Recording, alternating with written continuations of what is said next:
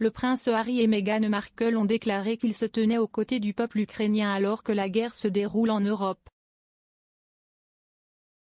Le duc et la duchesse de Sussex, qui vivent en Californie après avoir quitté leurs fonctions royales, ont publié jeudi une déclaration sur leur site web Archewell. Le couple a déclaré: le prince Harry et Meghan, le duc et la duchesse de Sussex et nous tous à Archewell soutenons le peuple ukrainien contre cette violation du droit international et humanitaire et encourageons la communauté mondiale et ses dirigeants à faire de même. La déclaration de Harry et Meghan intervient après que la Russie a lancé jeudi une invasion de l'Ukraine lors de la plus grande attaque contre un État européen depuis la Seconde Guerre mondiale. Vladimir Poutine a frappé le pays avec des attaques tôt le matin, ciblant des villes et des bases avec des frappes aériennes dans une embuscade que l'Occident craignait devenir depuis des semaines. Le président ukrainien Volodymyr Zelensky a déclaré la loi martiale et a appelé les citoyens à se porter volontaires pour se battre pour leur pays. Monsieur Zelensky a déclaré: « Nous donnerons des armes à tous ceux qui voudront défendre le pays. Soyez prêts à soutenir l'Ukraine sur les places de nos villes. » Boris Johnson a déclaré au ministre que c'était un jour sombre dans l'histoire de notre continent après l'invasion de l'Ukraine. Le Premier ministre a tenu une réunion du cabinet jeudi soir, qui a suivi une réunion Cobra. Monsieur Johnson a déclaré au ministre que Monsieur Poutine avait lancé une invasion cynique et brutale à ses propres fins vaniteuses, a déclaré un porte-parole du numéro 10.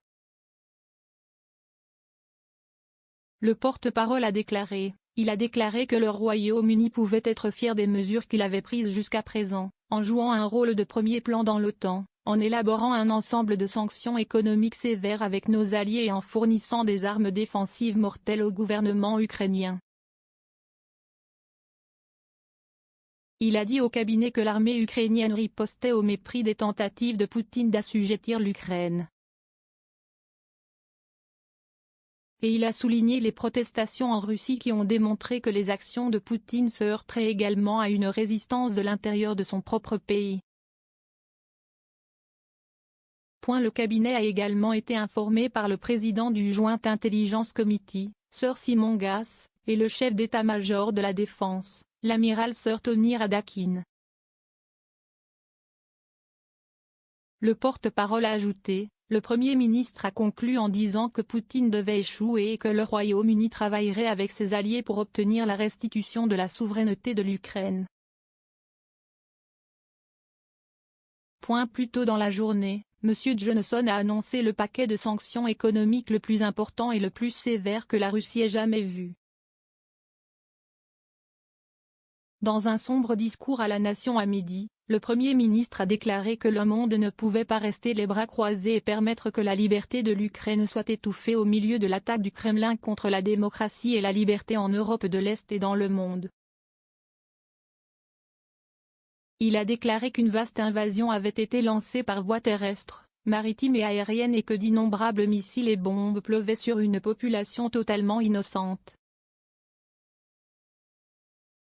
Le président américain Joe Biden a dévoilé de nouvelles sanctions sévères contre la Russie coordonnées avec des alliés. Il a déclaré: « Si est une attaque préméditée.